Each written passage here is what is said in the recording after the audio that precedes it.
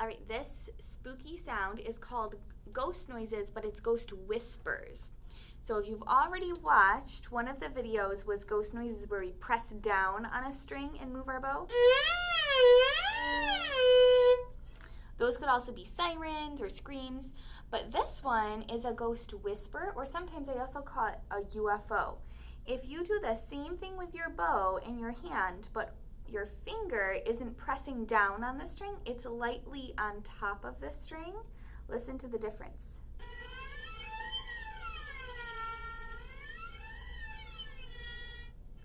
So we start to hear some things that are called harmonics, some really whistly and high-pitched sounds. They sound a little bit more spooky or ethereal sounds.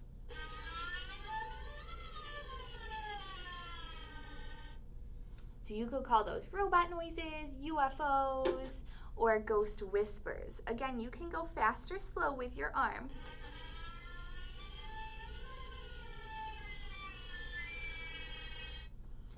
And you can try it on all of your strings.